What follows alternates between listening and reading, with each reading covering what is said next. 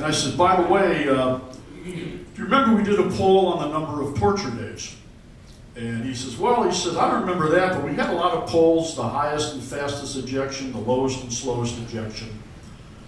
We had a guy named Doug Hickle, who was a seaman. And he went up to get a smoke one night on, I guess, the Canberra. They were having an artillery barrage with the shore batteries in North Vietnam. And they were maneuvering. He falls off at about 1 o'clock in the morning. And the Vietnamese pick him up. And he says, yeah, Doug, he got the award for lowest and slowest ejection, 15 feet at 15 knots. So then I says, well, Mike, I says, does the number 25 mean anything to you? Ladies are going to have to excuse me on this one. He says, that's bullshit. And I says, well, is that bullshit high or bullshit low? He says, that's bullshit high. I go, say what?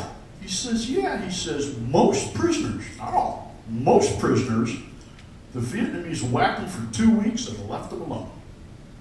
In my case, it was like 3 weeks because I had to spend it took them a week to get me up to North Vietnam. So that sort of gives you the big picture. Other questions? Were any of you trying to escape from there? Was that impossible, or? The question was anyone trying to escape? Yeah, we did have an escape attempt. Dramisi and Adbury tried it.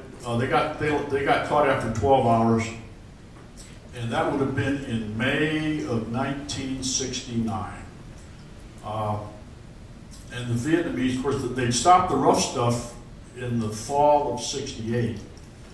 Well, in May of '69, they bring the ropes back out again and start wrapping people up. And some people got hurt pretty bad. And that lasted for about 2 months, and then we went back to the decent, we're still in those little rooms until the summer of '70.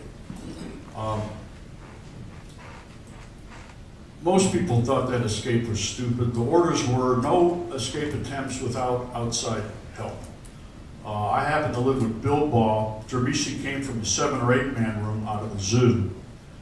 And he says, Robert, he says, you just need to know the personalities. He says, Dramisi, none of the other people would go with Dramisi. He says, he just talked the kid Atterbury into going with him. And the result was Atterbury ended up, he got killed in the aftermath of that escape attempt. So yeah. Sir? Did you, when you guys were prisoners over there, was this including the enlisted men, private, the officers? And did you get treated any differently? Okay, the question was, were there any enlisted men up there? And the other question was, did we get treated differently than the officers? I'm glad you asked that question. Somebody asked me that about a week ago.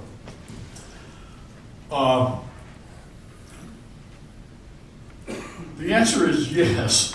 About 3 months before we came home, 100 prisoners from South Vietnam and Laos showed up in North Vietnam.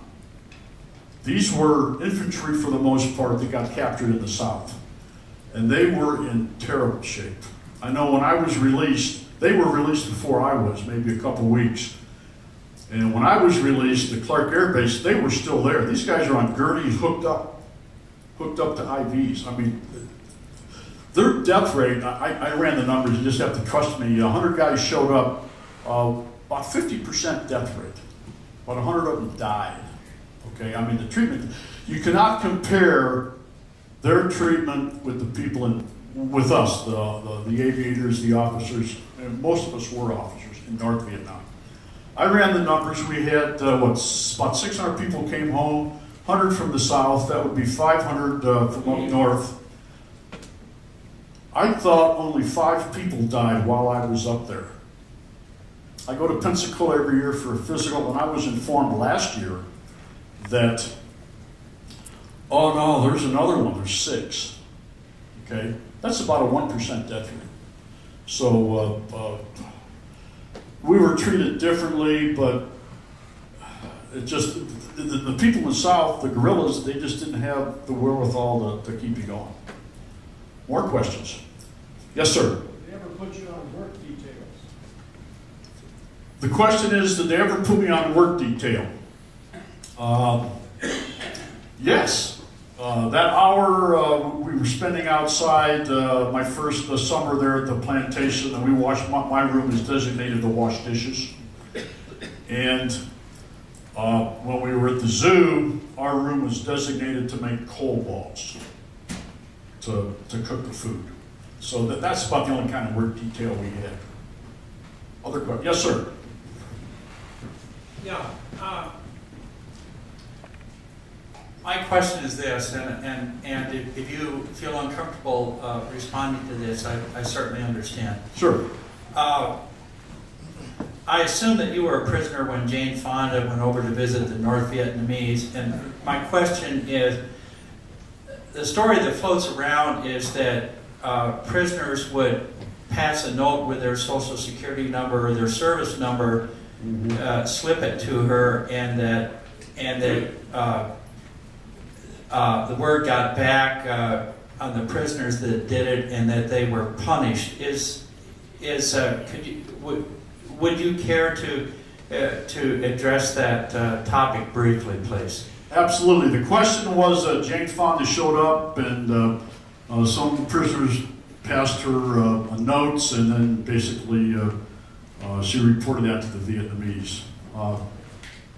You don't want to believe that. That's put out by Gordon Liddy and I love Gordon Liddy. He's the only guy that spent time in jail from the Watergate stuff. I mean, he's the man, okay? All the other ones, I spent 6 years, and all other people surrounding Nixon, they were jumping through the you-know-what's trying to stay out of jail, okay? That said, this comes out about every 5 or 6 years. It's put out by Gordon Liddy, and the POWs are actually, they're trying to debunk that because that hurts our credibility. That absolutely did not happen. Driscoll, he put a message, because I called, and he says, he says, this stuff did not happen, and if you hear it, just disregard it. That didn't happen, She showed up in the summer of '72, and at that time, I was up by the Chinese border, 12 miles south. And we started the bombing up again, I believe, 1971.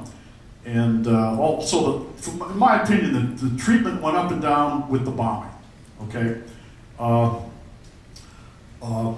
And they thought Hanoi was gone. They thought we were just going to obliterate it. So they took about half of us, 200 of us at the time, moved us up south of the Chinese border in '71. They told us, you're not going to go back to Hanoi until the war is over, and then you're only going back for processing. Well, in the summer of '72, Jane Fonda shows up, and she made her tape. And I listened very, very carefully. And here's what she said. She said, the prisoners are being treated well. The prisoners are being treated well. Well, at that time, we're getting out 6-7 hours a day. We're getting 3 meals a day. Up there in the mountains, they're mixing corn with the rice. We're getting water buffalo meat with a little gravy on it once a week. I mean, still getting the letters, packages, all that stuff. And the POWs called her a liar. You judge for yourself. Sir? No more questions. I just have a couple things that I want to say. It won't take long. You have 30 seconds. Okay. One thing I did want to bring up, I have always said that the families, it was harder on the families than it was on us. We knew we were getting our freaking 2 slops and a flop every day. Our families didn't have a clue. I come home, my dad, he was an executive with Honeywell. When I came home, he looked like he was 100 years old. He was 57. It destroyed him.